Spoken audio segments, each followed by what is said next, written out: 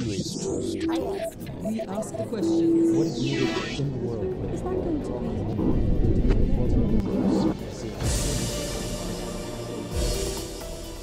It's 1 year until the FIFA Football World Cup in Qatar, the first ever to be staged in the Middle East. It's a source of great pride for this small country of nearly 3 million, which hopes the most popular sporting event across the globe will create a lasting legacy for the region. But since winning the bid to host football's biggest competition, Qatar's been under the spotlight over human rights issues, including the plight of migrant workers and its ability to host such a large-scale event. So, in preparation for the World Cup, it's been holding a test tournament, the first ever FIFA Arab Cup, which has seen 16 teams compete for the region's most prestigious trophy. So, is Qatar ready? I'm Foli Batibo. Welcome to this special edition of Talk to Al Jazeera. Joining us in our Doha waterfront studio is the most powerful woman in international sports. Senegal's Fatma Samoura made history in 2016 when she became the first ever female Secretary General of football's world governing body and the first non-European. We'll be talking to her about her journey and the road to Qatar 2022. Stay with us as Fatma Samoura, FIFA's Secretary General, talks to Al Jazeera.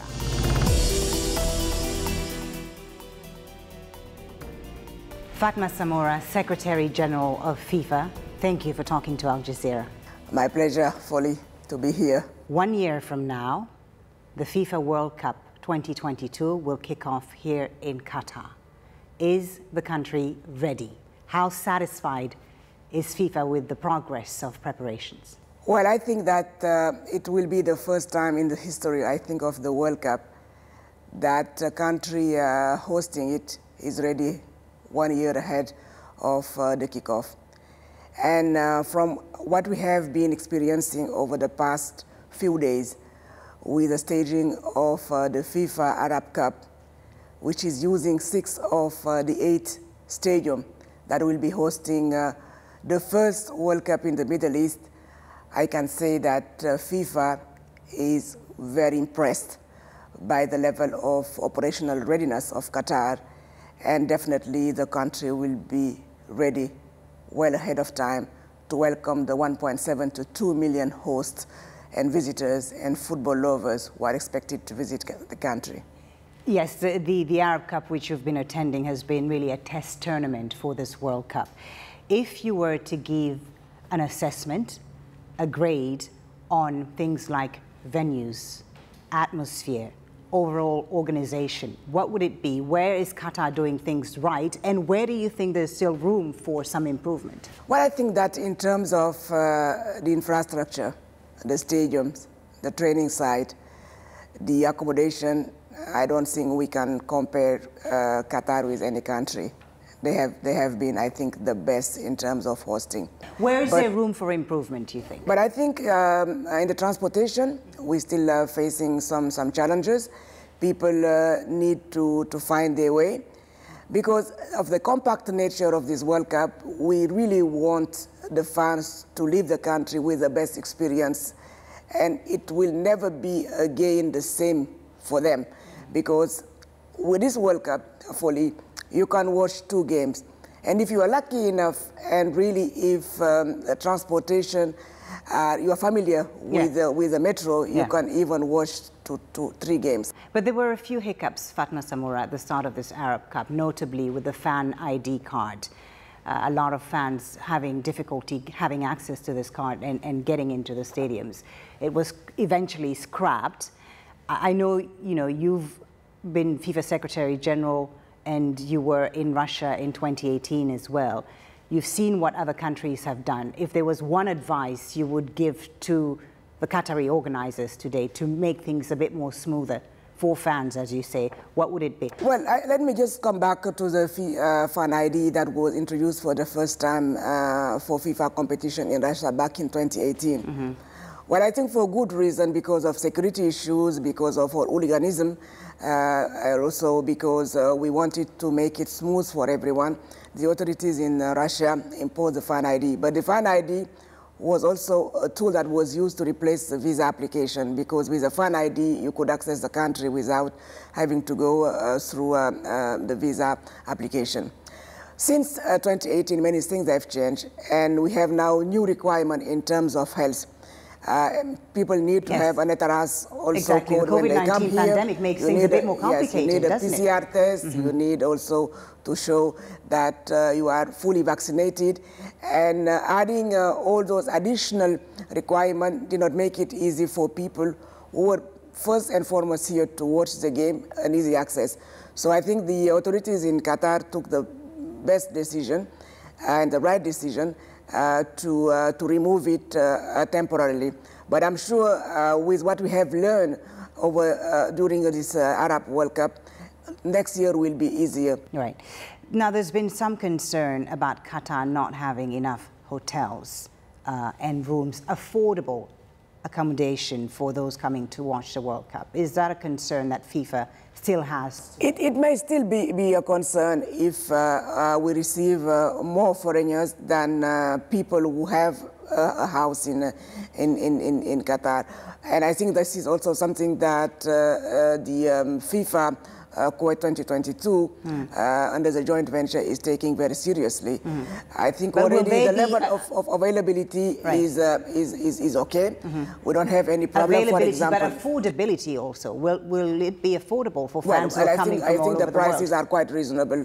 I've been in many countries where the euro, for example, was staged, where the hotel rate was much higher than what we are seeing here. So I don't think the problem is a problem of affordability. It's rather the number of rooms we need for our guests, especially for our executive guests, that may pose challenges, and for the sponsor. But it's a work in progress. And I'm sure that the Qataris and especially the Supreme Committee are trying to find all possible ways, including having some cruise boat here. And this will be also something that we're looking into with them. Right. Fatma, Samoura, with every World Cup comes a controversy. It's been the case in South Africa, in Russia. And Qatar has been under a lot of scrutiny for the plight of migrant workers. Since the tournament was awarded to the country in 2010, rights groups have denounced the condition of migrant workers who've worked on the construction of World Cup stadiums, on transport infrastructure for the World Cup as well, hotels. And Amnesty International, I quote here, has said, FIFA is as responsible for the welfare of workers as the state of Qatar. So what has FIFA done about this? How are you working with Qatari organizers to make sure that conditions are good and safe? Well, let me come back to 2016 when FIFA adopted a range of reform. Under our current FIFA status, especially under Article 3, we decided and we committed to promote and to protect all human rights.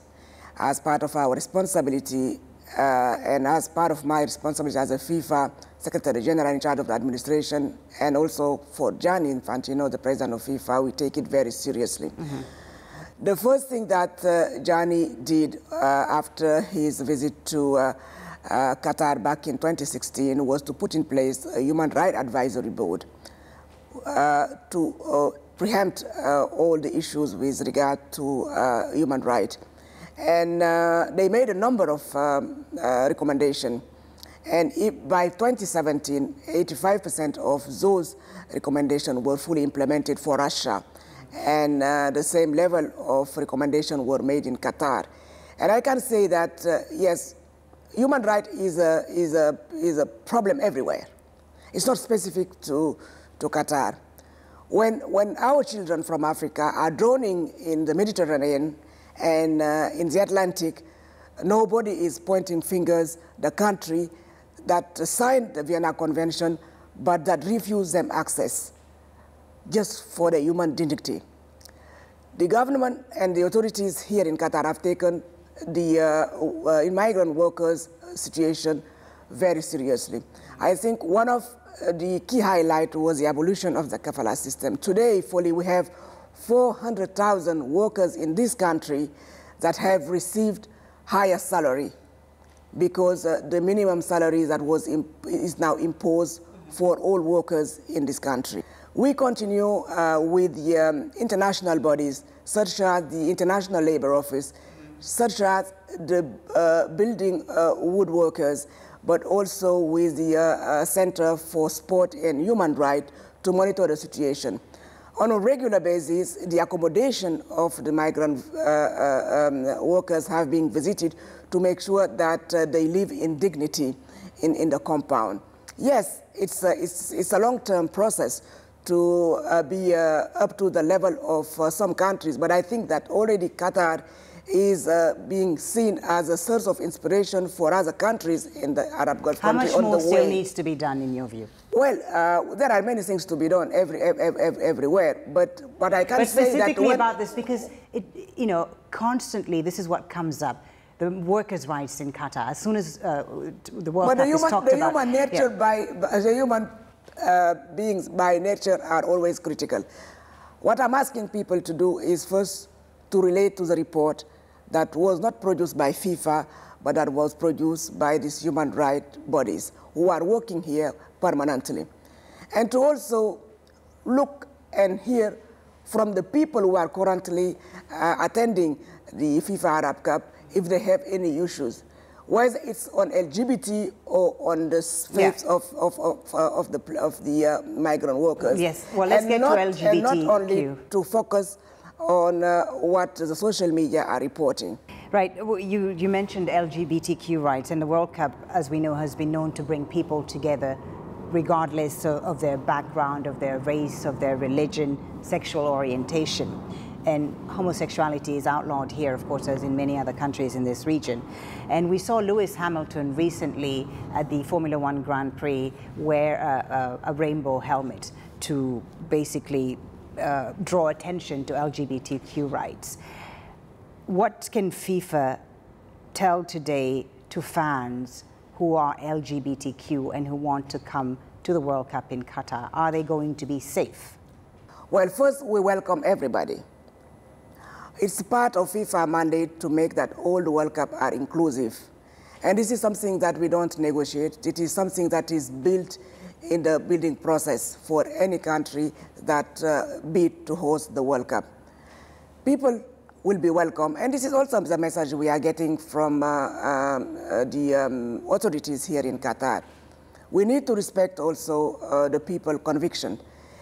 We are here for the joy, and football being the biggest equalizer and unifier in the world, I'm very sure that everybody will be welcome. We faced the same issues 4 years ago, 3 years ago, in 2018, in Russia, where they were also some media outlets, especially the Western media, were very critical about the position of the Russian authorities toward people with different sexual orientation. But we've seen it, everything went smoothly. And I'm sure the same thing will happen here. Now, there are rules around alcohol consumption here, which will be available to fans in designated areas. But what about advertising? Many significant sponsors of the World Cup are alcohol producers. How is FIFA working around this? Well, as part of our commercial deals, we need also to respect our commitment towards the sponsor. We're still in constant dialogue with them to make sure that people who want really to drink alcohol can drink it. The World Cup is in a year. Your boss, Gianni Infantino, the FIFA president, says a World Cup every 2 years is needed instead of every 4 years. He says this is necessary to safeguard the future of the sports. But there's been a lot of opposition to this, Fatma Samoura, especially from European countries. What is your view? Why do we need a World Cup every 2 years? My view is that we have to open the dialogue. The football ecosystem needs to be reformed. And definitely there is a big gap, as you know, fully between the European football and the rest of the world. And this should not continue. This cannot be continued. We're holding a World Cup every 2 years. Will that solve that issue? I mean, definitely. Is it feasible to hold a World Cup every 2 years? It is feasible. But okay, what do you say to critics who say this is all about money in the end, that FIFA is wanting to... Well, but we need money to run football. Yeah. We need money to... So it's not just about the fans and the experience also, it's about money, right? Yeah, but you need money to run football. Do we think that the Euro is organized just for fun? Or the European Champions League is just for fun? This competition are generating billions of dollars. So how do you convince European countries to come on board? The only way that I convince them is compare where we took the member association before 2015 and now. Before 2015, our 211 member association was receiving a maximum of $300,000 per year. Today, each of them receive $1.5 million. If you see the number of infrastructure built using the FIFA forward money, it's because we were able to generate additional money that does not end in the pocket of few people, but that goes to football. And now, speaking of money that sometimes end up in the pockets of just a few people, corruption is an issue, was an issue in FIFA in 2015. Well, let me get to it. You came in under Gianni Infantino, of course, and there was a massive clear out of the old guard under former President Sepp Blatter. And FIFA has hailed this as a new era, an era free of corruption. And Gianni Infantino says FIFA is clean and corrupt-free today. And it's true that earlier this year in 2021, the US Justice Department remitted some of the funds that it had blocked to FIFA related to the 2015 scandal. But are you confident that FIFA has cleaned house? Well, I can only speak about the FIFA administration, yes, because we have put in place a system that does not allow anybody just to take the money. You don't see the money, you just click on buttons. So the fact that we are a zero cash disbursement agency makes the things very easy.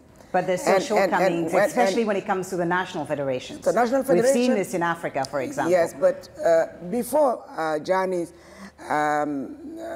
took up his duty, only 40, I'm not forgetting 40%, only 40 of our member association were going through a central review. Since 2017, 100% of our member association that receive FIFA funding go through a financial scrutiny, meaning we report for every single penny we receive and we disperse in favor of our member association. But there are still some suspicious dealings in African football, for example, Fatma Samoura, and you were actually appointed to clean up African football.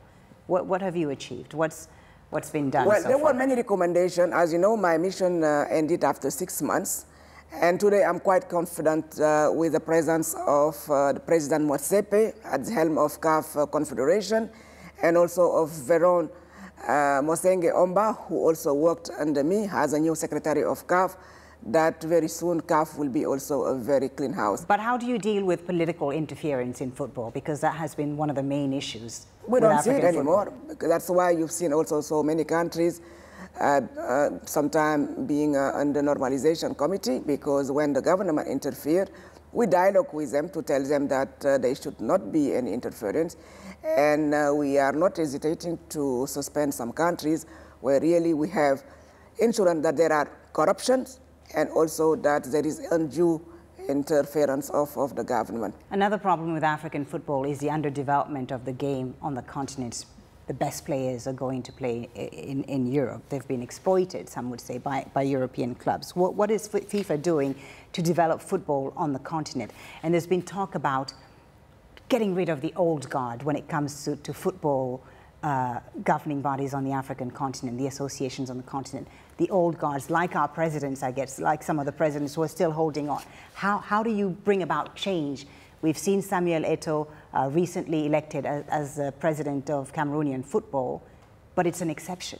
It's not an exception. I can tell you that 90% of the president of the Football Federation in Africa are much younger than you and I.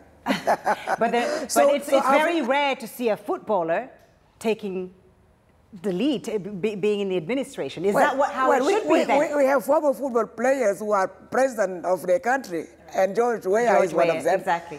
And so do you think that's the way to go, to bring up this new generation? Will that help? Well, definitely. if the level of experience on the pitch and off the pitch is equal, why not? Let's talk about your personal journey, Fatma Samoura.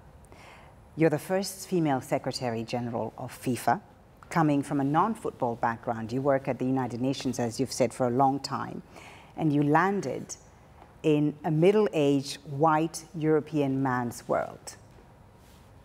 What was that like for you? What is it like being a woman of color, in a male-dominated, Eurocentric world? Well, I think that when I was appointed and my picture was displayed in Mexico in May 2016, many people were shocked. But I think that Johnny took the right decision, because his discourse was that he wanted to inject diversity. I think prior to 2015, ethnicity and gender parity were not really the priority of the former FIFA administration. Today, really, I'm proud to be leading an administration where 43% are women, with 63 different nationalities working in FIFA headquarters.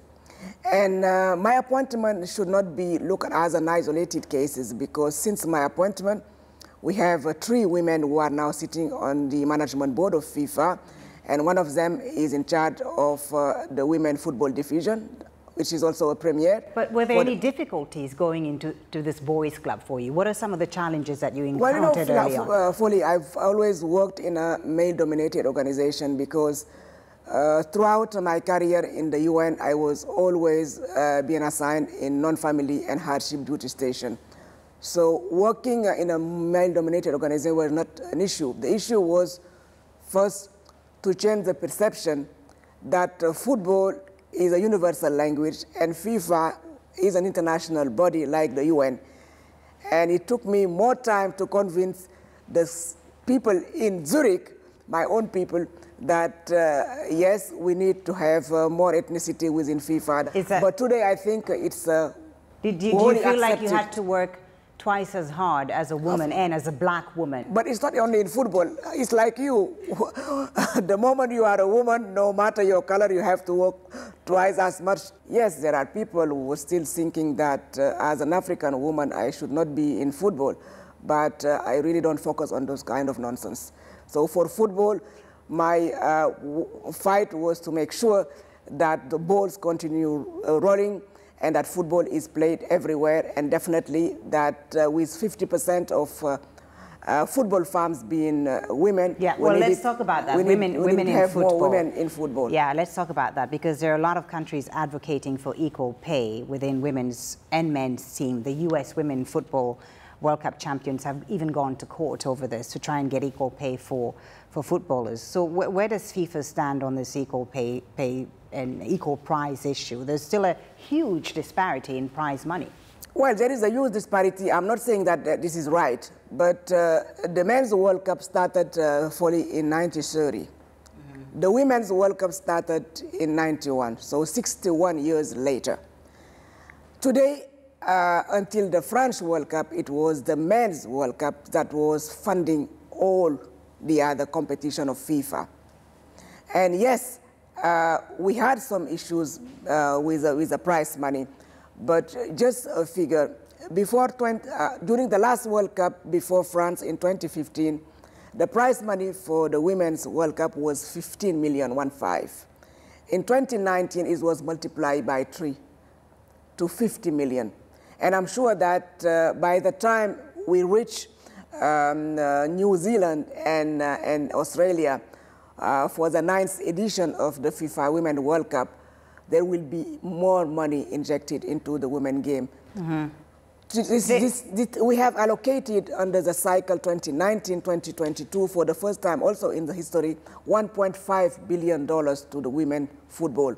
But some say FIFA has been very reluctant to rock the boat on this issue of prize money. What do you respond to this? No, it's not being hesitant. We need the World Cup to be sustainable. Once we can sell the World Cup the Women's World Cup as a standalone product, which has already started with its 9th edition that will be staged in New Zealand and Australia in 2 years, then we have the money to increase the prize money. But as I told you today, it's difficult because it's the Men's World Cup that is funding all the others. The Men's World Cup bring money. The other competition costs money. So we need to make those other competitions as financially sustainable by promoting it. And this is what we have started. We are not selling now the right as a bundled product. We want to separate and to have the real value of the Women's World Cup. And from what we have been seeing over the past 3 years, the trend is very soon the Women's World Cup will bring money. Maybe not to the level of the men's for the next decade, but very close to that. And at that moment, we can talk about equal pay. Fatma Samoura, FIFA Secretary General, thank you very much for talking to Al Jazeera. Thank you to you, Waleed. My pleasure.